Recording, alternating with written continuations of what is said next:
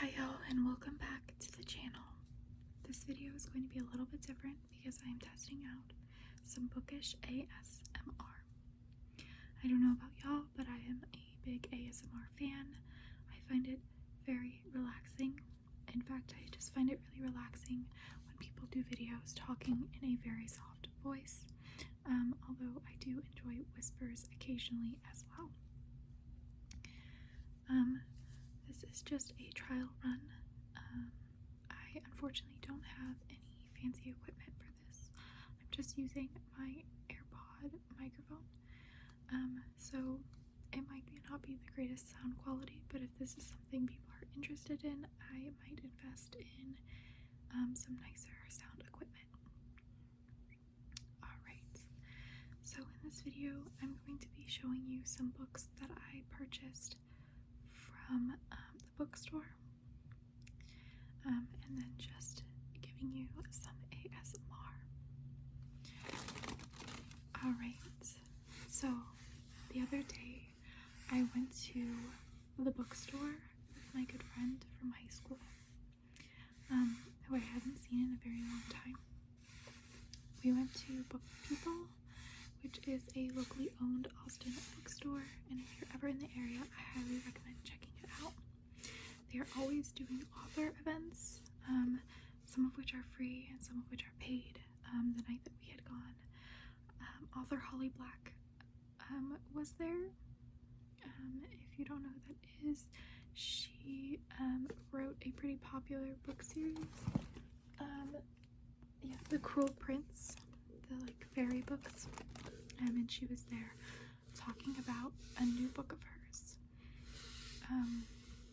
I have not yet read any of her books, but every time I see her, I always think she's so cool. She's got the blue hair and just good vibes. Anyways, because it is a local bookstore, I'm one of those people who, anytime I go to a local bookstore, I feel like I should purchase something to support the store. Also because my friend and I sat there for a very long time in the little coffee shop just chatting. So we did order some food, just some little snacky stuff. I got a brownie, which is very delicious. I recommend checking out their food if you visit the bookstore. I didn't try any of their drinks, but I definitely will be doing that next time. If you haven't been to the bookstore, it's very cool. It's very large. It's a 2-story bookstore. Parking can be difficult, so if you can go during the week, I recommend doing so, because on the weekends it gets a little bit crowded because there are some other stores in the parking lot that are popular, especially in Austin, because there's REI, which is outdoorsy hiking type gear, so people are always going there because if you know Austinites, they love their outdoor adventures and their books.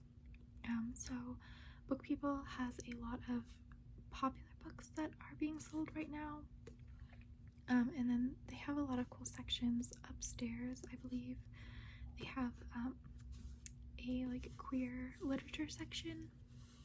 When I was younger, I bought the book Amy and Jaguar there, which is a really interesting book that's based on a true story about 2 lesbian women during World War II. During the time of the Holocaust, one of the women is married to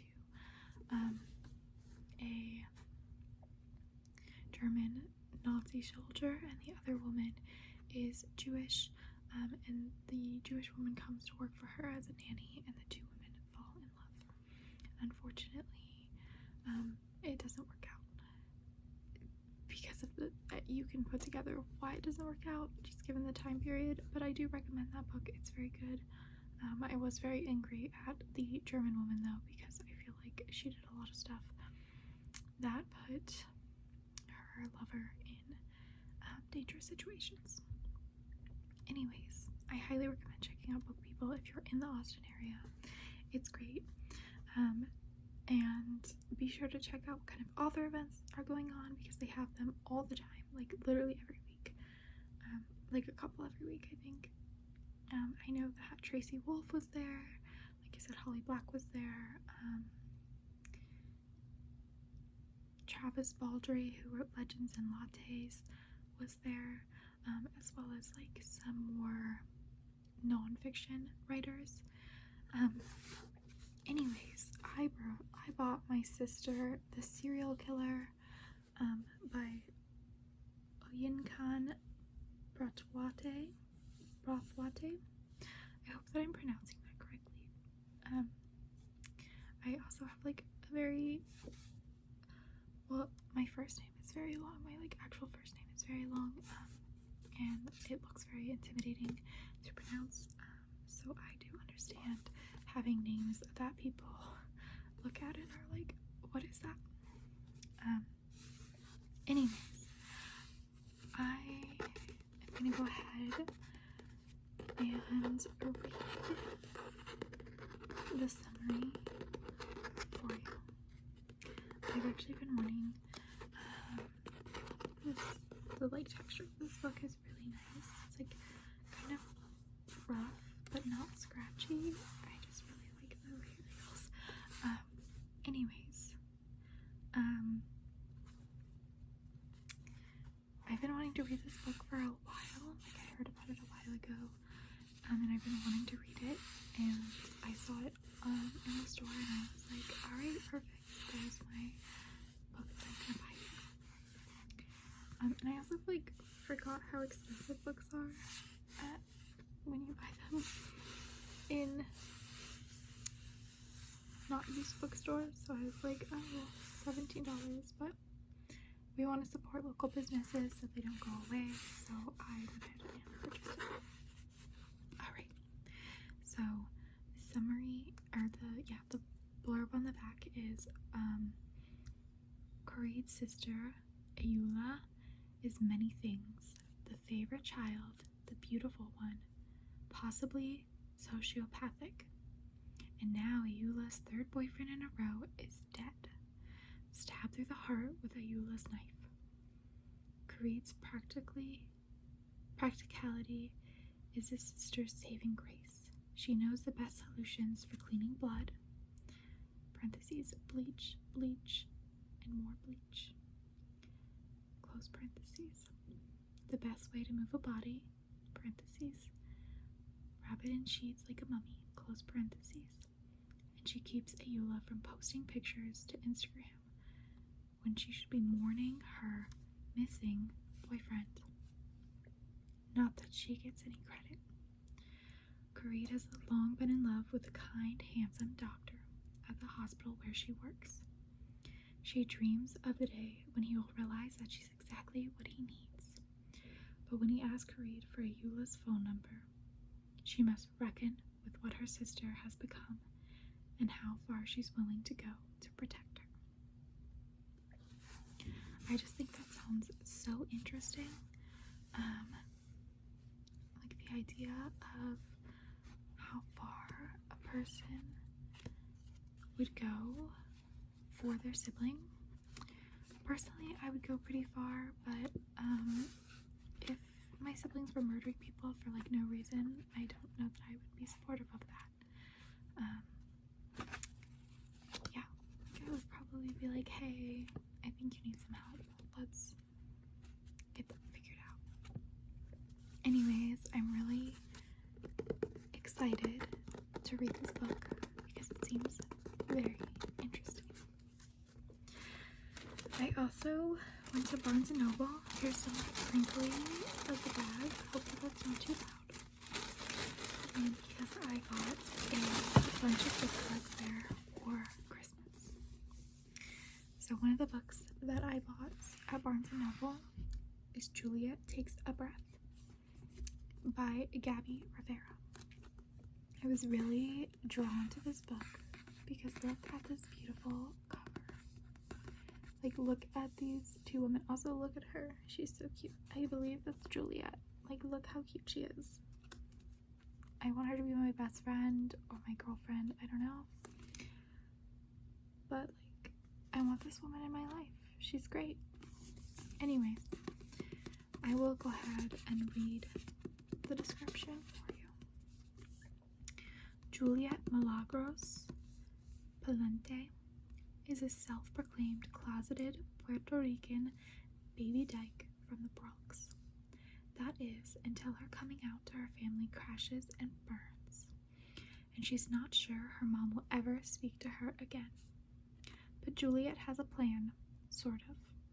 Her cross-country internship with Harlow Brisbane, legendary author and ultimate authority on feminism, women's bodies, and other gay-sounding stuff, is sure to help her figure out this whole Puerto Rican lesbian thing. Except Harlow's white and not from the Bronx, and she definitely doesn't have all the answers. In a summer bursting with queer brown dance parties, a sexy fling with a motorcycling librarian, and intense explorations of race and identity, Juliet learns what it means to come out to the world, to her family, to herself. And then it says that this is rated People Magazine Best Books, Amazon Best Young Adult Books, Pop Sugar Best New Fall Books. Oh, and for those of you that like Powell's Books is shown right here on the back cover. But again, I just thought this looked really good, so I went ahead and I bought it. Alright. Other books that I bought. This is one that I've seen that just looks so good, has looked so good. I've heard really good things about this book. It's White Horse by Erika T. Worth. I mean, look at this cover. It's beautiful. I'm going to take the sticker off eventually. I just forgot about it. Look at this cover. Look how beautiful this cover is. Don't you just want to read this book? Based on this cover, like you don't know anything about it, but like it looks so good. Anyways, because it is hardcover, our summary is on the inside flap, of course. And I'm gonna go ahead and I'm gonna read it to you. It says, some people are haunted in more ways than one. Heavy metal, ripped jeans, Stephen King novels, and the occasional beer at the White Horse have defined urban Indian Carrie James's life so far. But when her cousin Debbie finds an old family bracelet that once belonged to Carrie's mother, it inadvertently calls up both her mother's ghost and a monstrous entity, and Carrie's will for ignorance about her past is no longer sustainable. Haunted by visions of her mother, and hunted by the mysterious creature, Carrie must find out what happened to her mother all those years ago. Her father, permanently disabled from a car crash, can't help her. Her auntie Squeaker seems to know something but isn't eager to give it all up at once. Debbie wants to help, but her controlling husband keeps getting in the way. Carrie's journey toward a truth long denied by both her family and law enforcement forces her to confront her dysfunctional relationships, thoughts about a friend she lost in childhood, and her desire for one of the things she's always wanted but could never have. It sounds very, very interesting, and I'm actually really excited to read this because I've heard it's super, super good.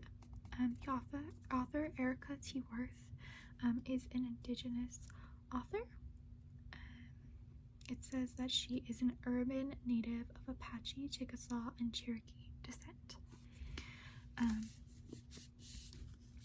So I also really have, the times that I've read books by Native authors, I have really, really enjoyed them. I read The Firekeeper's Daughter, and I really, really enjoyed that. And then I also, when I was in high school, I read some books by Native authors as well. One of them was for a assignment, and then I read another book by that author. I'm not going to mention the author though, because I think he has since gotten allegations of doing not nice things. So I don't want to get into that. But anyways, anyways, I'm really excited to read this book. I think it's really beautiful, and I really have heard some really good things by some of the people that I follow on Book Talk. Okay. Another book that I picked up is a book by Talia Hibbert. Some of you may know Talia Hibbert from writing about the Brown sisters. I have all 3 books, but I only have read the first one, Get a Life, Chloe Brown, which is a very, very good book. Highly recommend. So Talia Hibbert usually writes adult romance novels with some spice. However, this is her branching into the young adult romance. And just look how cute this cover is. Again, I'm going to take off the sticker eventually, but it's kind of time consuming. This book is called Highly Suspicious and Unfairly Cute by Talia Hibbert. And it just looks so adorable. Like, look at these characters. It looks like they're hiking or camping, which I love. Let me go ahead and read you the summary. It says, well, first the top says, could you brave the wilderness with your highly suspicious and unfairly cute ex-best friend? Ooh. Bradley Graham is pretty much perfect. He's a star football player, manages his OCD well enough, and comes out on top in all his classes, except the ones he shares with Celine Bengura. They used to be friends until Brad decided he was too cool for conspiracy theory obsessed Celine and literally abandoned her for the popular kids at table. At least that's how Celine sees it. These days, Brad hates her guts, and the feeling is mutual. So when Celine signs up for a 2-part survival course in the woods, she definitely doesn't expect to find Brad right beside her. Forced to work together for the chance to win the grand prize, Celine and Bradley must trudge through not just mud and dirt, but their messy past. As this adventure brings them closer, they start to remember all the good parts of their history. But has too much time passed, or just enough to spark a whole new kind of relationship? So it sounds like we kind of might have academic rivals to lovers, friends to ex-friends to lovers.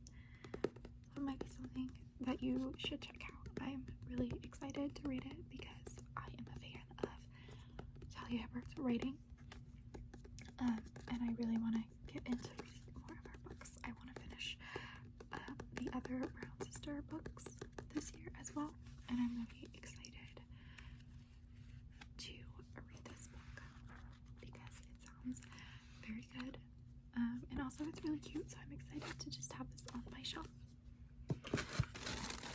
Alright, one more book. So maybe I had heard of this, I'm not sure. Again, I'm going to take off the sticker. This is called A Dash of Salt and Pepper by Kosoko Jackson. This is a man-loving man romance, otherwise known as a gay romance. And I actually haven't read a lot of queer romances where the 2 love interests are men. And that's really just because, you know, I like to read romance novels where I kind of can more imagine myself and the characters. But first of all, this cover is really cute and the description just sounded really cute, and I've heard really good things about it. So I was like, let me give it a try. You know, I need to support our queer men. They deserve my support. Let me go ahead and read you the description. It says, sometimes 2 cooks in the kitchen are better than 1 in this swoony romantic comedy. Xavier Reynolds is doing less than stellar. He just got dumped and was passed over for a prestigious fellowship. To top it all off, he's back home in Harper's Cove, Maine, population 9,000. The last thing he wants to do is work as a prep chef in the kitchen of the hip new restaurant in town, The Wharf, especially since the hot single father chef who owns it can't delegate to save his life.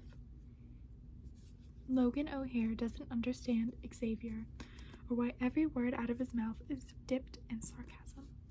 Unfortunately, he has no choice but to hire Xavier. He needs more help in the kitchen than his tween daughter, Anne.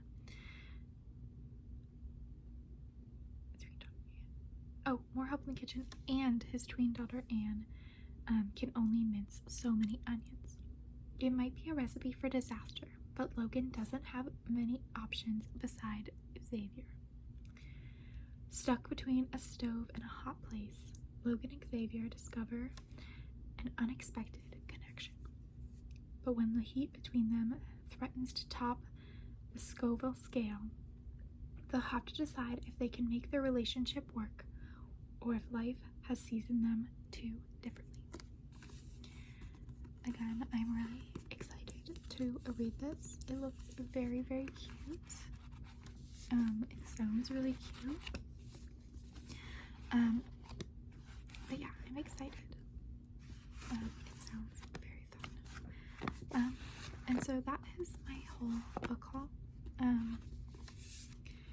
I was very excited to go.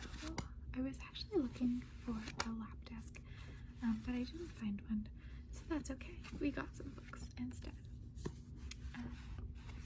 Anyways, I hope that you enjoyed this video. Please let me know if you're interested in more content like this. I might make more, who knows, because it was kind of fun. And I actually like talking quietly because talking loudly I find to be very tiring. And it's not great for your vocal cords to talk super loud. So I like talking in this quiet voice. But anyways, please let me know if you enjoyed this video. And I will be back next week with a video that's in a normal voice. But I will probably also be back next week with another ASMR video. So please let me know if this is the kind of content that you want to see more. And if it is, give me a thumbs up. Feel free to subscribe if you're interested. But thank you for sitting with me and hearing about some books that I bought. The next video that I do will probably be more talking about books that I've read and what I've thought of them. Anyways, have a great rest of your week, and thank you for spending this time with me.